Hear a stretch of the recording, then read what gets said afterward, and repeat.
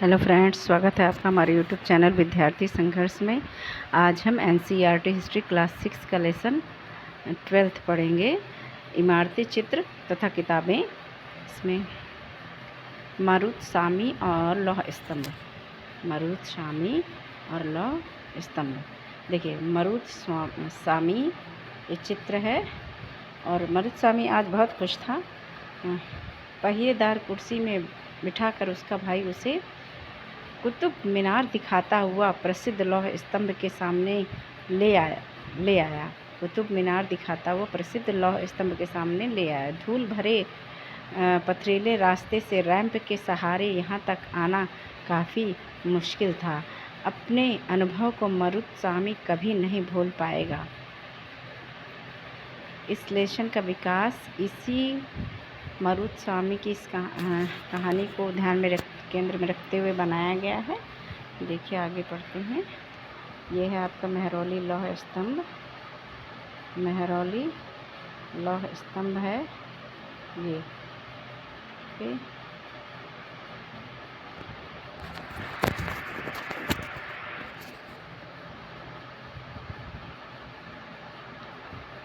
अब आगे पढ़ते हैं। लौह स्तंभ मेहरौली दिल्ली में। मेहरौली कहाँ है? दिल्ली में। ये कह दीजिए कि कुतुब मीनार कहाँ स्थित है? तो दिल्ली में। तो मेहरौली दिल्ली में कुतुब मीनार के परिसर में खड़ा यह लौह स्तंभ भारतीय शिल्पकारों की कुशलता का एक अद्भुत उदाहरण है। इसकी ऊंचाई 7.2 है, 7.2। पूछ लेता है कभी कभी कि लौह स्तंभ की ऊंचाई कितनी है, तो 7.2 है। 7.2 मीटर और वज़न 3 टन से भी ज़्यादा है। वज़न कितना है? 3 टन से भी ज़्यादा। इसका निर्माण लगभग 1500 साल पहले हुआ। कितने साल पहले? 1500 साल पहले हुआ। इसका निर्माण लगभग 1500 साल पहले हुआ। इसके बनने के समय की जानकारी हमें इस पर खुदे अभिलेख से मिलती है। यानी ये कब बना, इसकी जानकारी किससे मिलती है? इस पर जो अभिलेख खुदा हुआ है, उत्कीर्ण है, उससे मिलती है। इसमें चंद्र नाम के एक शासक का जिक्र है। किस शासक का जिक्र है? चंद्र नामक। और ये चंद्र शब्द से अनुमान लगाया जाता है कि ये चंद्रगुप्त विक्रमादित्य के बारे में है। चंद्र यहाँ पर किसके लिए दिया गया है? चंद्रगुप्त विक्रमादित्य के बारे में, जो संभवतः गुप्त वंश के थे। किस वंश के थे? गुप्त वंश के। आश्चर्य की बात यह है कितने वर्षों के बाद भी इसमें जंग नहीं लगा। यानी इतना अच्छा लोहा है, उस समय का टेक्निक इतनी अच्छी थी उस समय की, इसमें लोहा नहीं लगा। ईंटों और पत्थरों की इमारतें। यानी कुतुब मीनार जो है किसने बनवाया था? तो कुतुबुद्दीन ऐबक ने। हम थोड़ा कुतुब मीनार के बारे में जानकारी आपको देते हैं। देखिए, कुतुब मीनार को बनवाया था कुतुबुद्दीन ऐबक ने। किसने बनवाया था? कुतुबुद्दीन ऐबक ने। किसकी स्मृति में बनवाया था? तो बनवाया था उन्होंने बख्तियार काकी की स्मृति में। कुतुबुद्दीन ऐबक की राजधानी लाहौर थी। क्या थी? कुतुबुद्दीन ऐबक की राजधानी लाहौर थी। कुतुबुद्दीन ऐबक का बचपन का नाम कुरान ख्वां था। क्या था? कुरान ख्वां था। कुतुबुद्दीन ऐबक के बचपन का नाम क्या था? कुरान ख्वां था। और कुतुबुद्दीन ऐबक जो थे वो दिल्ली सल्तनत के पहले और इब्राहिम लोदी दिल्ली सल्तनत के अंतिम शासक। सल्तनत का अंतिम शासक था कौन? इब्राहिम लोदी। और कुतुबुद्दीन ऐबक दिल्ली सल्तनत के प्रथम शासक थे, पहले शासक थे। ठीक। कुतुबुद्दीन ऐबक ने कुतुबुद्दीन ऐबक ने कुतुब मीनार की नींव रखी। यानी इसकी आधा ही बनवा पाए थे। और इसको पूरा किसने किया था? तो कुतुब मीनार को पूर्ण करवाया था इल्तुतमिश ने। जो इल्तुतमिश भी गुलाम वंश के शासक थे।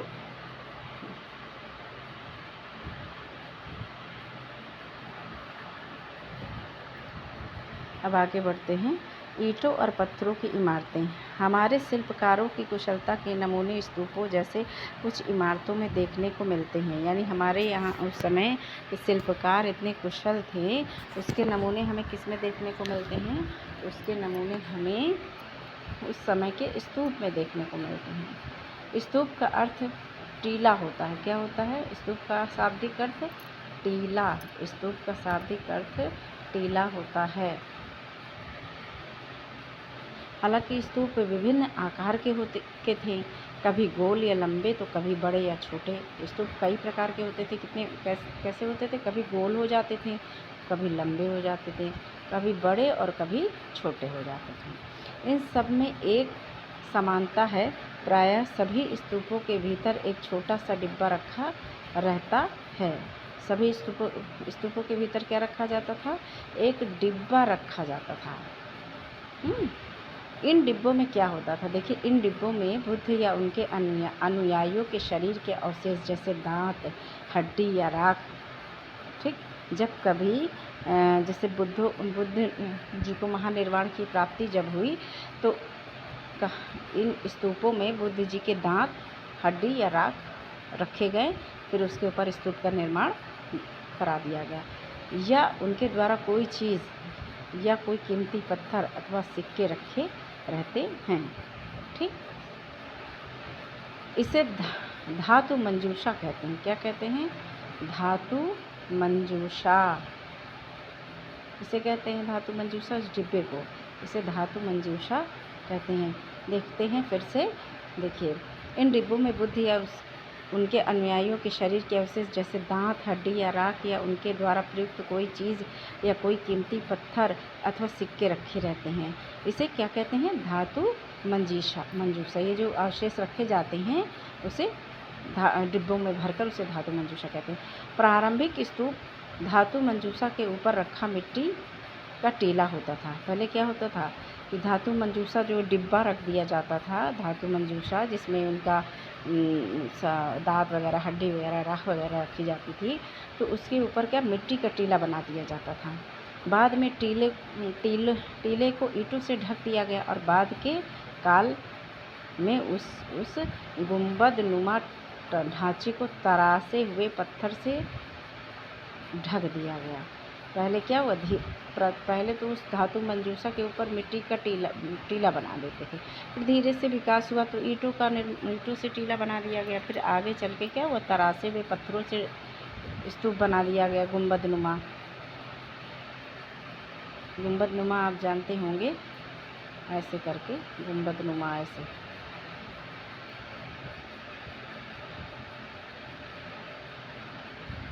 ये देखिए, ये गुंबद नुमा ही है। ये देखिए इस टाइप से, ये आकार कैसा है? गुंबद नुमा। ये शायद प्रदक्षिणा पथ है। अभी आप ध्यान दीजिएगा, ये जो आप देख रहे हैं परिक्रमा करने के लिए, जिसे हम प्रदक्षिणा पथ, जिसे हम परिक्रमा कहते हैं, उसी तरह से प्रदक्षिणा पथ बना दिया गया। प्रायः स्तूपों के चारों ओर परिक्रमा करने के लिए एक वृत्ताकार पथ बना होता था, जिसे प्रदक्षिणा पथ कहते हैं। यानी परिक्रमा करने क्या कहते थे? प्रदक्षिणा पथ। करने वाले रास्ते को, परिक्रमा करने वाले रास्ते को प्रदक्षिणा पथ कहते थे। इस रास्ते को रेलिंग से घेर दिया जाता था, जिसे वेदिका कहते हैं। अच्छा, रेलिंग से घेर देने को क्या कहा गया? वेदिका। परिक्रमा वाले रास्ते को प्रदक्षिणा पथ कह दिया गया। और रेलिंग से जो घेर दिया गया, रेलिंग जो बना दी गई, उस रेलिंग को क्या कहा गया? वेदिका। क्या कहा गया? वेदिका। वेदिका में प्रवेश द्वार बने होते थे। यानी जब रेलिंग चारों तरफ बनाई जाएगी तो उसमें रेलिंग में अंदर जाने के लिए एक प्रवेश द्वार भी होता था। रेलिंग तथा तोरण प्रायः मूर्ति कला की सुंदर कलाकृतियों से सजे होते थे। मानचित्र 7 पृष्ठ संख्या 113 में अमरावती ढूंढो। अमरावती, ये देखो अमरावती। सांची का महान स्तूप मध्य प्रदेश में है। आगे देखेंगे। इस तरह के स्तूपों का निर्माण कई सौ सालों तक चलता रहा। इस स्तूप में ईंटों का प्रयोग संभवतः अशोक के ज़माने का है। जो स्तूप है किसके ज़माने का है? तो ईंटों का जो प्रयोग इसमें किया गया है, देख रहे हैं आप ईंटें दिख रही हैं, ये ईंटें दिख रही हैं यहाँ, तो ये अशोक के समय की हैं ज़माने, जबकि रेलिंग और प्रवेश द्वार बाद के शासकों के काल में जोड़े गए। अमरावती की एक शिल्प कृति, इस चित्र को देखकर इसका वर्णन करो। ये देखिए इस चित्र,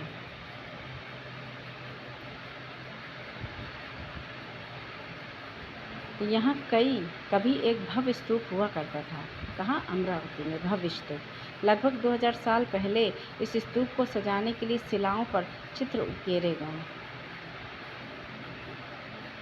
कई बार पहाड़ियों को काटकर बनावटी गुफाएं बनाई जाती थीं। इस तरह की कई गुफाओं को मूर्तियों तथा चित्रों द्वारा सजा दिया जाता था। जैसे गुफाएं बना दी गई, फिर उनमें इस तरह की जैसे ये चित्रों द्वारा पत्थर को उकेर के बना दिया जाता था। हाथी का चित्र, मानवों का चित्र, स्त्रियों का चित्र, इस तरह से। इस काल में कुछ आरंभिक हिंदू मंदिरों का भी निर्माण किया गया। इन मंदिरों में विष्णु, शिव तथा दुर्गा जैसे देवी देवताओं की पूजा होती थी। मंदिरों का सबसे महत्वपूर्ण भाग गर्भगृह ही होता था। गर्भगृह क्या है? जहाँ पे देवी देवताओं को स्थापित किया जाता है। जब मंदिर में आप जाते हैं, जहाँ पर देवी देवता रखे जाते हैं, हाँ, तो उसे क्या कहते हैं? गर्भगृह। जहाँ मुख्य देवी या देवता की मूर्ति को रखा जाता था। इसी स्थान पर पुरोहित धार्मिक अनुष्ठान करते थे और भक्त पूजा करते थे। अक्सर गर्भगृह को एक पवित्र स्थान के रूप में दिखाने के लिए भीतर गांव जैसे मंदिरों में उसके ऊपर काफ़ी ऊंचाई तक निर्माण किया जाता था। भीतर गांव ये कानपुर में है, आधुनिक कानपुर में, जिसे शिखर कहते थे। देखिए, भीतर गांव जैसे मंदिरों में उसके ऊपर काफ़ी ऊंचाई तक निर्माण किया जाता था, जिसे शिखर कहते थे। शिखर कैसे कहते थे? जब हम कोई मंदिर होता है और उसके ऊपर ऐसे गुंबदनुमा, फिर ऐसे छोटा, फिर इससे छोटा, फिर इससे छोटा, फिर इससे छोटा, ये जो बना दिया जाता था, इसको क्या बोलते थे? कलश टाइप में कहीं कहीं देखने को मिलता है, तो इसे हम शिखर कहते हैं। शिखर निर्माण के कठिन कार्य के लिए सावधानी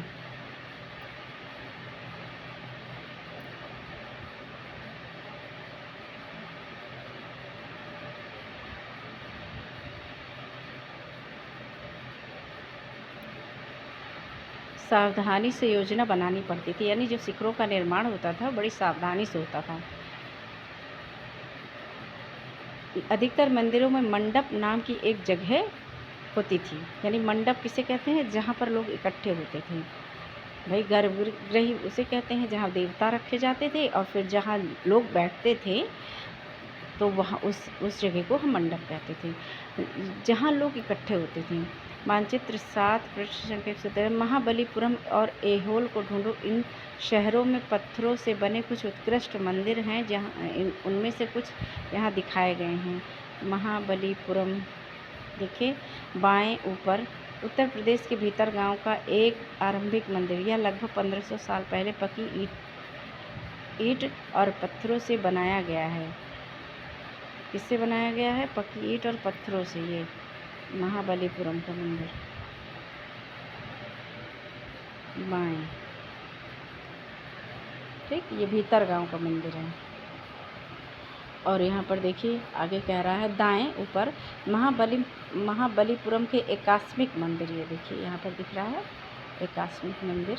ये एकास्मिक मंदिर इसलिए कहा गया है कि ये जो आप देख रहे हैं लाइन से जो बनाए गए हैं, ये एक ही पहाड़ी को काटकर बनाया गया मंदिर है।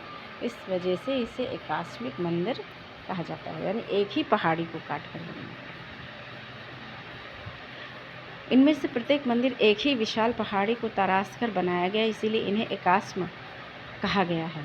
ईंटों से बनाए जाने वाले मंदिरों से यह बिल्कुल भिन्न होते हैं।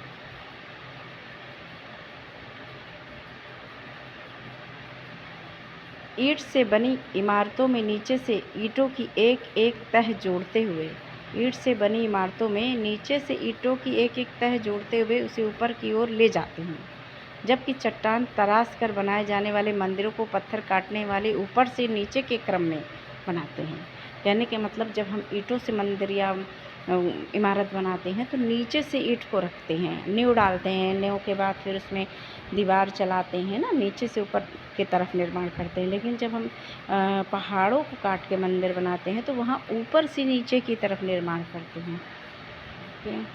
देखिए, इन मंदिरों को बनाते समय पत्थर काटने वालों को किन समस्याओं का सामना करना पड़ता होगा, इसकी सूची बनाओ। ऐहोल का दुर्गा मंदिर यह लगभग 1400 साल पहले बनाया गया था। ये देखिए, ये ऐहोल का दुर्गा मंदिर है। ये ऐहोल का दुर्गा मंदिर आप देख रहे हैं, ये ऐहोल का दुर्गा मंदिर है। ये भीतरगांव का मंदिर, ये महाबलीपुरम का मंदिर, और ये भीतरगांव का मंदिर है, ये महाबलीपुरम, और ये ऐहोल का दुर्गा मंदिर। अब देखिए, स्तूप तथा मंदिर किस तरह बनाए जाते थे। स्तूपों तथा मंदिरों को बनाने की प्रक्रिया में कई अवस्थाएं आती थी। इसके लिए काफ़ी धन खर्च होता था, इसलिए आमतौर पर एक राजा या रानी ही इन्हें बनवाने का निश्चय करते थे। भाई आम लोग तो नहीं बनवा सकते थे, क्योंकि इनके लिए धन की आवश्यकता होती थी और आम लोगों के पास तो इतना धन होता नहीं था। इसलिए सिर्फ राजा और रानी इसे बनवाने का निश्चय करते थे। पहला काम अच्छे किस्म के पत्थर ढूंढकर शिलाखंडों को खोदकर निकालना होता था। फिर मंदिर या स्तूप के लिए सोच विचार कर तय किए गए स्थान पर शिलाखंडों को पहुंचाना होता था।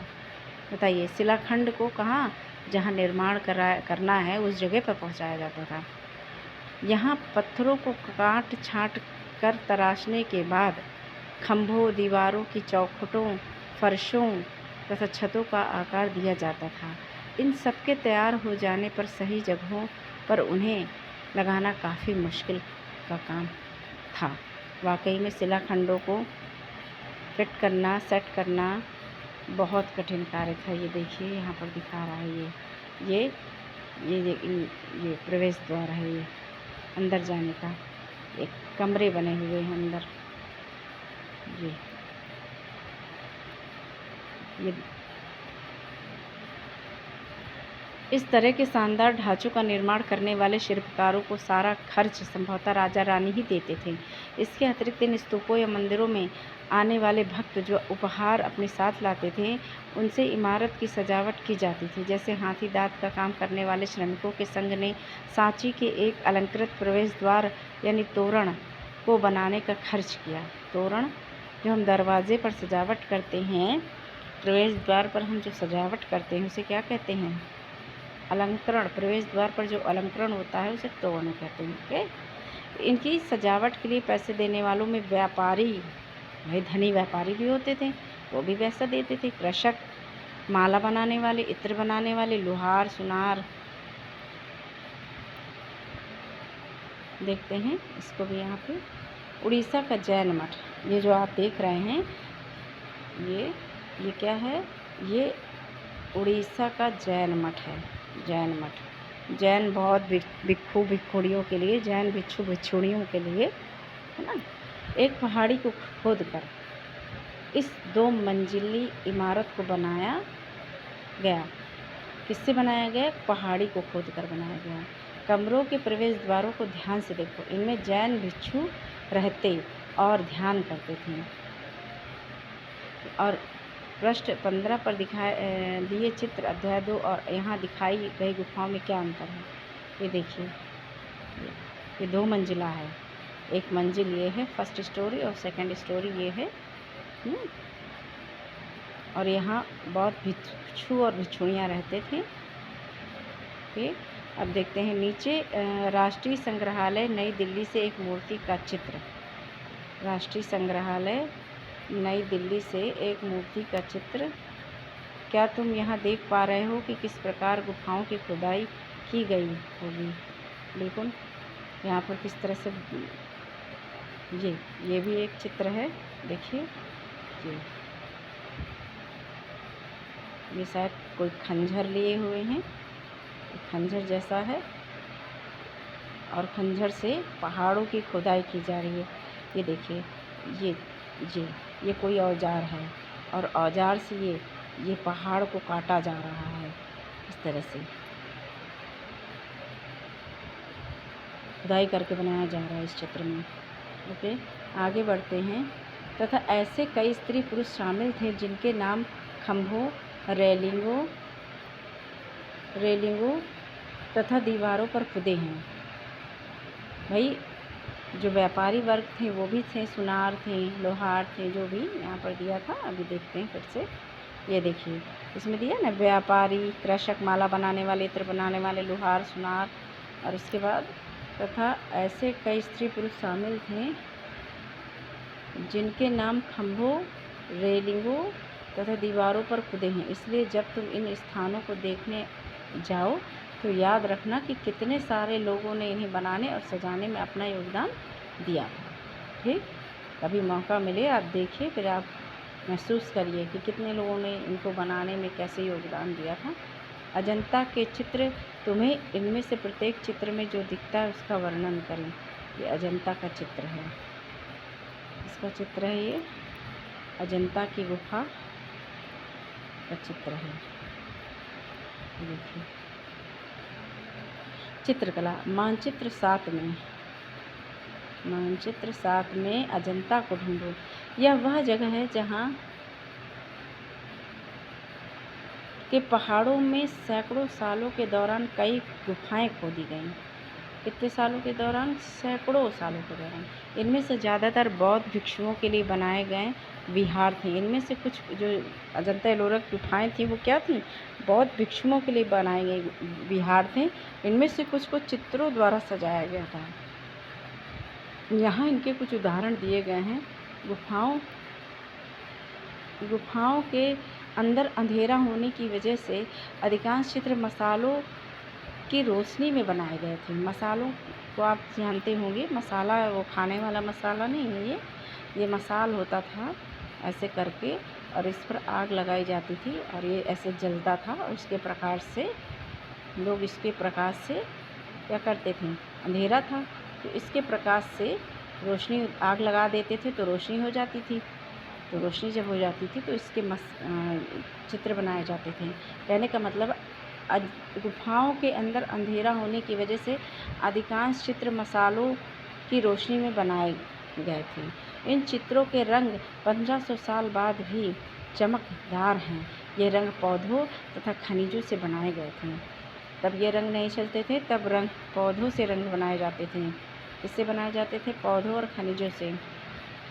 इन महान कृतियों को बनाने वाले कलाकार अज्ञात हैं। यानी इन्होंने किन लोगों ने इनको बनाया, या कौन से ऐसे चित्रकार थे जिन्होंने इतनी अच्छी चित्रकारी की, ये अज्ञात है, आज तक कोई जान नहीं पाया है। ये भी देखिए, यहाँ भी है, ये भी एक चित्र है, ये देखिए, ये कितनी अच्छी कलाकारी है।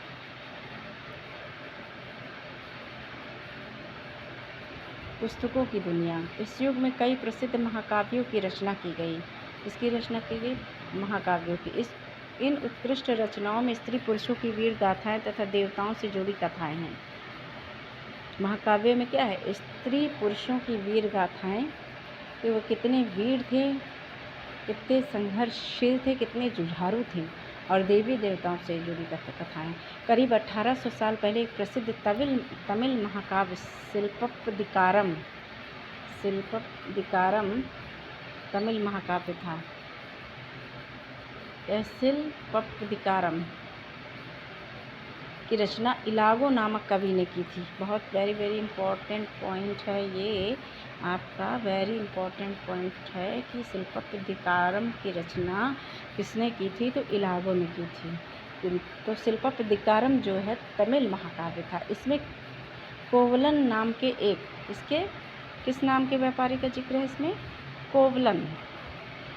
कोवलन नाम के एक व्यापारी का जिक्र है, की कहानी है। ठीक है, किसकी कहानी है ये? शिल्पदिकारम कोवलन नाम के एक व्यापारी की कहानी। वह पुहार में रहता था, अपनी पत्नी कन्नगी की उपेक्षा कर।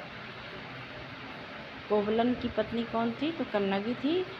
वह अपनी पत्नी की उपेक्षा कर वह एक नर्तकी माधवी से प्रेम करने लगा। यानी अपनी पत्नी को प्रेम नहीं करता था, वो उसकी उपेक्षा कर एक नर्तकी, यानी जिसे आज हम डांसर बोलेंगे, या नृत्य करने वाली एक स्त्री नाचने वाली माधवी से प्रेम करने लगा। बाद में वह और कन्नगी पुहार छोड़कर मदुरै चले गए। कहाँ चले गए? वह और कन्नगी यानी कोवलन और कन्नगी पुहार छोड़कर कहाँ चले गए थे? पुहार छोड़कर मदुरै चले गए थे। वहाँ पांडे राजा के दरबारी जौहरी ने कोवलन पर चोरी का झूठा आरोप लगाया, जिस पर राजा ने उसे प्राण दंड दे दिया। कन्नगी जो अभी भी उससे प्रेम करती थी, यानी जो उसकी पत्नी थी वो अभी भी उससे प्रेम करती थी, इस अन्याय के कारण दुख और रोष से भर गई। उसने मदुरै शहर का विनाश कर डाला। क्या कर डाला? मदुरै शहर का विनाश कर डाला। ठीक, आशा है आपको समझ में आ गई होगी। शिल्पोद्दिकारम से लिया गया एक वर्णन देखिए, ये क्या है? यहाँ कवि ने कन्नगी के दुख का इस तरह वर्णन किया है। देखिए किस तरह से किया है। ओ मेरा दुख तो देखो, तुम मुझे सांत्वना तक नहीं दे सकते। क्या यह सही है कि विशुद्ध सोने से भी सुंदर तुम्हारा शरीर बिना धुला धूल से सना यूं ही पड़ा है? यह कहाँ का न्याय है कि गोधूलि की इस स्वर्णिम आभा में फूल माला से ढके सुंदर वक्ष स्थल वाले तुम जमीन पर गिरे पड़े हो। सुंदर वक्ष स्थल वाले मतलब सुंदर छाती वाले तुम जमीन पर पड़े हो। यहाँ पर ऐसा लग रहा है कि उनकी जब उनको मार डाला गया कोवलन को, उसका वर्णन है। मैं अकेली असहाय और हताश होकर खड़ी हूँ। कौन खड़ी है? कन्नगी। क्या ईश्वर नहीं है? क्या इस देश में ईश्वर नहीं है? पर क्या उस स्थान पर ईश्वर रह सकते हैं जहाँ के राजा की तलवार निर्दोष नव आगंतुक यानी नए नए आए हुए के प्राण ले सकती है? जो अभी निर्दोष नया वहाँ पर आया है उसके प्राण ले लेती है, तो ऐसे स्थान पर क्या ईश्वर रह सकते हैं? कह रही है क्या ईश्वर नहीं है? नहीं है। कह रही नहीं, क्या ईश्वर नहीं है? नहीं है। फिर अब आगे देखते हैं। एक और तमिल महाकाव्य मणिमेखलई है। क्या है? मणिमेखलई है। ये भी एक शिल्पोद्दिकारम है और दूसरा मणिमेखलई। क्या है? तमिल महाकाव्य। करीब 1400 साल पहले सतनार द्वारा लिखा गया था। ये किसके द्वारा लिखा गया था? सतनार द्वारा लिखा गया था। और ये इलागो द्वारा, शिल्पोद्दिकारम इलागो द्वारा लिखा गया था और मणिमेखलई सतनार द्वारा लिखा गया था। किसके द्वारा लिखा है? सतनार। इसमें कोवलन तथा माधवी की बेटी की कहानी, किसकी कहानी है? मणिमेखलई में ये कोवलन जिससे मार डाला गया था राजा के द्वारा और मृत्युदंड दिया गया था, और माधवी जो उसकी नर्तकी प्रेमिका थी, उसकी बेटी की कहानी है। भाई माधवी प्रेमिका थी और कन्नगी उसकी पत्नी थी, तो कोवलन और माधवी की एक बेटी भी थी, उसकी कहानी है। ये रचनाएं कई सदियों पहले ही खो गई थी। उनकी पांडुलिपियाँ दोबारा लगभग 100 साल पहले मिली। अन्य लेखक जैसे कालिदास, जिनके बारे में तुमने अध्याय 11 में पढ़ा है, क्या था कालिदास की रचना? अभिज्ञान शकुंतलम मेघदूतम, है ना? अभिज्ञान शकुंतलम मेघदूतम उनकी रचना है जैसे कालिदास की।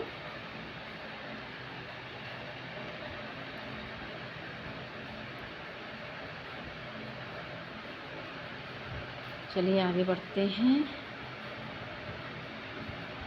मेघदूत का एक श्लोक,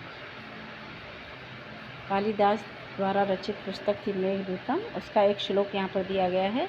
देखिए यहाँ उनकी सबसे प्रसिद्ध रचना मेघदूत से एक अंश लिया गया है। किसकी रचना थी?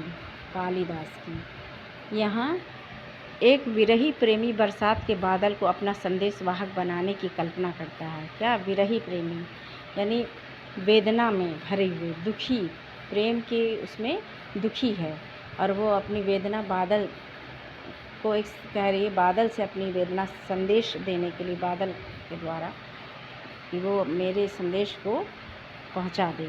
देखो इसमें किस तरह कवि ने बादलों को उत्तर की ओर ले जाती ठंडी हवा का वर्णन किया है। तुम्हारे बौछारों से मुलायम हो उठी मिट्टी की भीनी खुशबू से भरे हाथियों की सांस में बसी जंगली गूलर को पकाने वाली शीतल बयार तुम्हारे साथ धीरे धीरे बहेगी। ओके, फिर है पूरी कहानियों का संकलन तथा संरक्षण। हिंदू धर्म से जुड़ी कई कहानियाँ जो बहुत पहले से प्रचलित थी, इसी काल में लिखी गईं। इनमें पुराण भी शामिल है। पुराण का शाब्दिक अर्थ प्राचीन या पुराना। प्राचीन, पुराण का शाब्दिक अर्थ क्या है? प्राचीन या पुराण यानी पुराना। पुराणों में विष्णु, शिव, दुर्गा या पार्वती जैसी विष्णु पुराण, शिव पुराण नाम सुना है आपने, आगे आप पढ़ेंगे। दुर्गा या पार्वती जैसी देवी देवताओं से जुड़ी कहानियाँ हैं। इनमें इन देवी देवताओं की पूजा की विधि दी गई है। किसमें? पुराणों में। इसके अतिरिक्त इनमें संसार की सृष्टि तथा राजाओं के बारे में भी कहानियाँ हैं। अधिकतर पुराण सरल संस्कृत श्लोक में लिखे गए हैं। किसमें लिखे? सरल संस्कृत श्लोक में। किसमें? सरल संस्कृत श्लोक में लिखे गए हैं, जिससे सब उन्हें सुन और समझ सकें। स्त्रियां तथा शूद्र जिन्हें वेद पढ़ने की अनुमति नहीं थी, वे भी पुराण सुन सकते थे। भाई क्या था, पहले स्त्रियां और शूद्र क्या करते थे? उन्हें वेद और पुराण पढ़ने की अनुमति नहीं थी, वे भी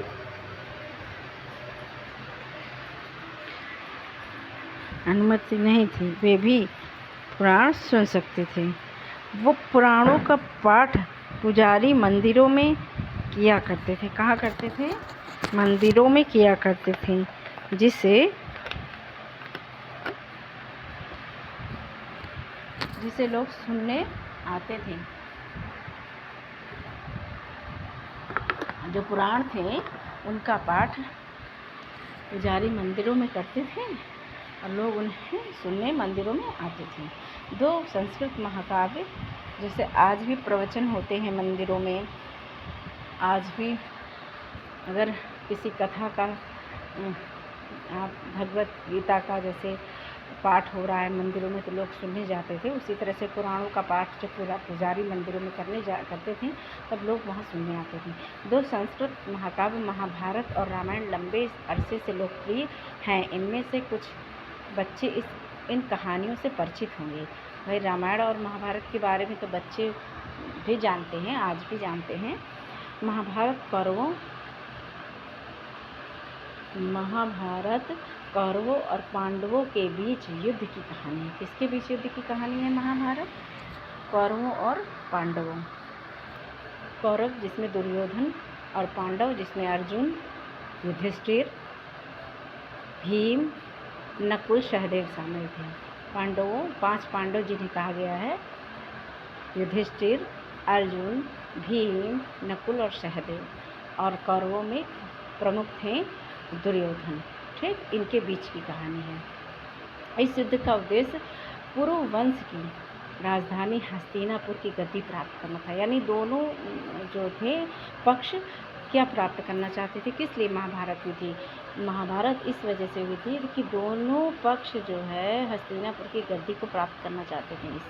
यह कहानी तो बहुत ही पुरानी है, पर आज इसे हम जिस रूप में जानते हैं वह करीब 1500 साल पहले लिखी गई। माना जाता है कि पुराणों और महाभारत दोनों को ही व्यास नाम के ऋषि ने संकलित किया था। किसने? वेद व्यास जी ने कहा गया। इसने व्यास का मतलब यहाँ वेद व्यास, ठीक, व्यास नामक ऋषि ने संकलित किया था। महाभारत में ही भगवत गीता भी है। महाभारत में ही तो श्री कृष्ण ने अर्जुन को उपदेश दिए थे और वही उपदेश आगे चलकर भगवत गीता कहलाई। ठीक, जिसके बारे में तुमने अध्याय 10 में पढ़ा था। रामायण की कथा कौशल के राजकुमार राम के बारे में है। कौशल अयोध्या। ठीक, रामायण की कथा किसके बारे में? कौशल के राजकुमार राम के बारे में है। कौशल मीन्स अयोध्या। ठीक, प्राचीन नाम कौशल था। उनके पिता ने उन्हें वनवास दे दिया था। वन में उनकी पत्नी सीता का लंका के राजा रावण ने अपहरण कर लिया था। सीता को वापस पाने के लिए राम को लड़ाई लड़नी पड़ी। वे विजयी होकर कौशल की राजधानी अयोध्या लौटे। महाभारत की तरह ही रामायण भी एक प्राचीन कहानी है जिसे बाद में लिखित रूप दिया गया। संस्कृत रामायण के लेखक वाल्मीकि माने जाते हैं। भाई जो मूल रूप से रामायण मिली थी वो किस भाषा में मिली थी, तो वो संस्कृत भाषा में मिली थी। और उसको किसने लिखा था संस्कृत भाषा में, तो वाल्मीकि ने लिखा था। तुलसीदास जी ने, जो आधुनिक रामायण हम पढ़ रहे हैं, वो तुलसीदास जी ने लिखी थी। आम लोगों द्वारा कही जाने वाली कहानियाँ। आम लोग भी कहानियाँ कहते थे, कविताओं और गीतों की रचना करते थे, गाने गाते थे, नाचते थे, नाटकों को खेलते थे। यानी पहले रंगमंच का बड़ा बोलबाला था। और तब क्या होता था, लोग बहुत सारी कविताएं गाते थे, गीतों की रचना भी करते थे, गाना गाते थे, नाचते थे, और नाटक भी होता था। हाँ, इनमें से कुछ तो इस समय के आसपास जातक और पंचतंत्र की कहानियों के रूप में लिखकर सुरक्षित कर लिए गए। और जो नाटक अच्छे थे, मतलब उन्हें लिख भी लिया गया। जातक कथाएं तो अक्सर स्तूपों की रेलिंगों तथा अजंता के चित्रों में दर्शाई जाती थी। जो जातक बुद्ध से संबंधित जो कथाएं थीं, जातक कथाएं ना, तो वो अक्सर कहाँ दर्शाई जाती थी, स्तूपों की रेलिंगों में। और छज्जा भी जिसे कहते हैं, कहीं कहीं पे बारजा बोलते हैं, रेलिंग को छज्जा कहते हैं ना, और अजंता के चित्रों में दर्शाई गई थी। इनमें से एक कहानी अगले पृष्ठ पर दी गई है, देखते हैं। बंदर राजा की कहानी। पहले आप इस चित्र को देखिए। यहाँ पर एक बंदर राजा है ना, बंदर राजा, ये पेड़ है, ठीक। देखते हैं इसमें कहानी। देखिए, एक बंदर राजा की कहानी। एक समय बंदरों का एक महान राजा हुआ। वह हिमालय पर गंगा के किनारे अपने 80,000 अनुयायियों के साथ रहता था। कितने लोगों के साथ रहता था? 80,000 अनुयायियों के साथ। इन सारे बंदरों को एक खास आम के पेड़ के फल बहुत प्रिय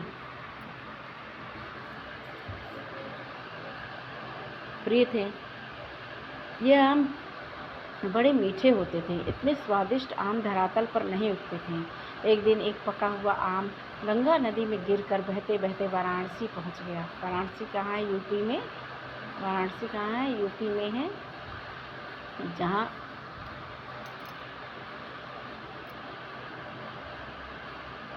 सारनाथ है।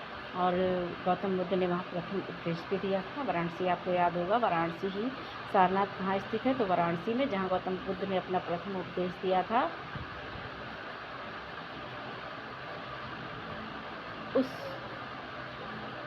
उस वक्त नदी में वहाँ का एक राजा नहा रहा था। उसे वह आम मिला। उसे चखकर वह हैरान रह गया।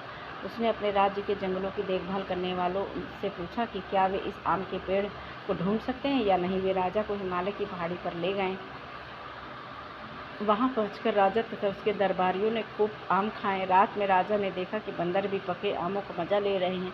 राजा को यह बात बुरी लगी और उसने उन्हें मार डालने का फैसला किया। यानी 80,000 बंदरों को मार डालने का फैसला किया। जाओ भाई, मार दो इनको, क्योंकि आम खा रहे हैं। ये अच्छा नहीं लग रहा था राजा को। बंदरों के राजा ने अपनी प्रजा को बचाने की एक योजना बनाई। उसने आम के पेड़ की टहनियों को तोड़कर उन्हें आपस में बांधकर नदी पर एक पुल बनाया।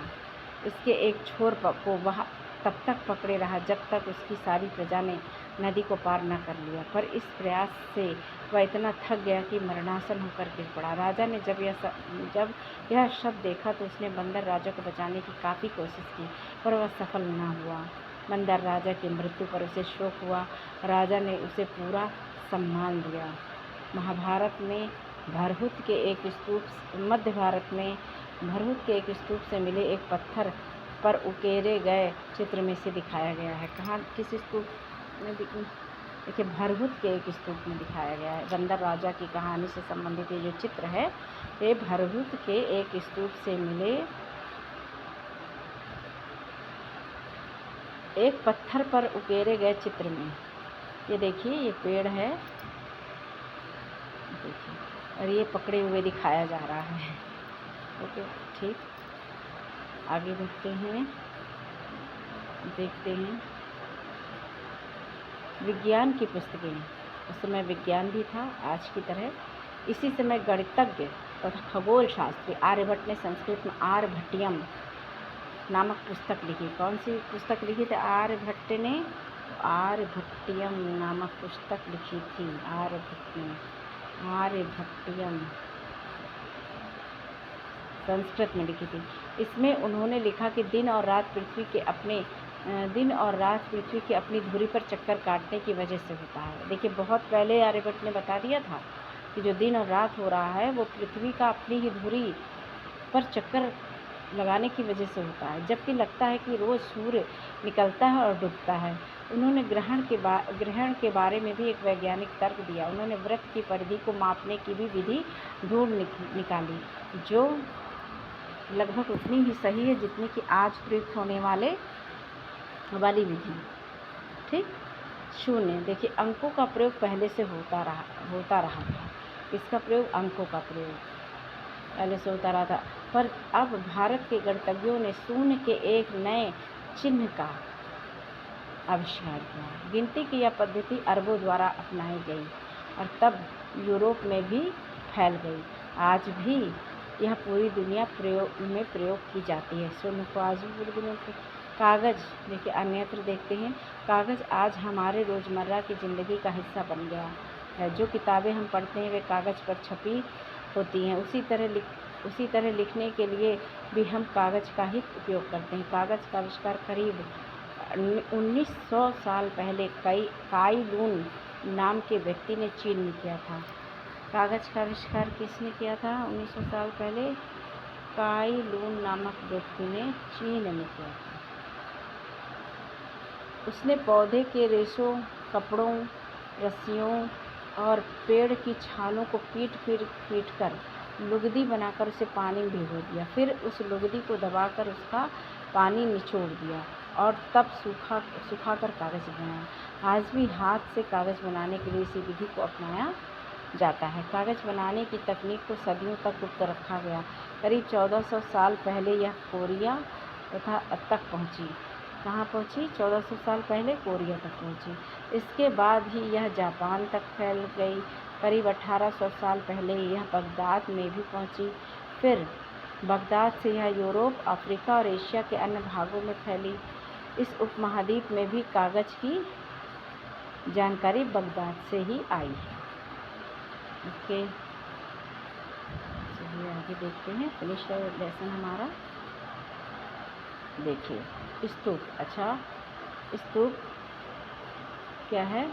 तो स्तूप एक टीला है। क्या है स्तूप? स्तूप एक टीला है ये। ठीक, शिखर क्या है? गर्भगृह के ऊपर लंबाई में निर्माण कर देना शिखर है। मंडप क्या है? जहाँ मंदिर में ये लोग इकट्ठा होते थे। गर्भगृह, जहाँ देवी देवता की मूर्ति स्थापित की जाती है। प्रदक्षिणा पथ क्या है? स्तूप के चारों तरफ वृत्ताकार पथ। ठीक, फिल इन द ब्लैंक्स है, खाली जगहों को भरो। ये है आर्यभट्ट, एक बड़े गणितज्ञ थे। ठीक, आर्यभट्ट। ओके, फिर पुराणों में देवी देवताओं की कहानियाँ मिलती हैं। पुराणों में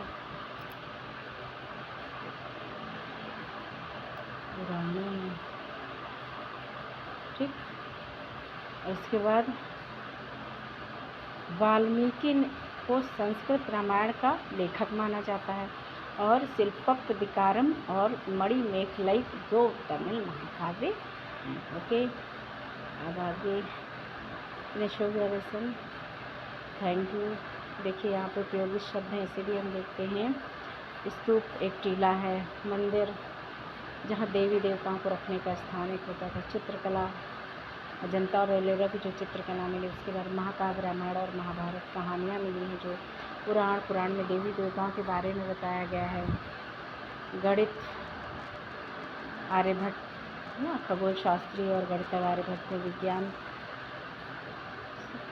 ओके ओके। आज का लेसन हमने फिनिश कर लिया है। आशा है आपको अच्छा लगा होगा, थोड़ा सा भी अच्छा लगा हो तो प्लीज़ लाइक, सब्सक्राइब, शेयर और कमेंट ज़रूर कीजिएगा। एक पॉइंट कोई सा भी ले लीजिएगा, चाहे आप स्तूप के बारे में टीला लिख दीजिएगा या मंडप के बारे में लिखिएगा कमेंट करके क्या है। ओके, और अभी लेसन समाप्त हो गया है। तो thank you very much watching for my video. Thank you. Okay, bye bye.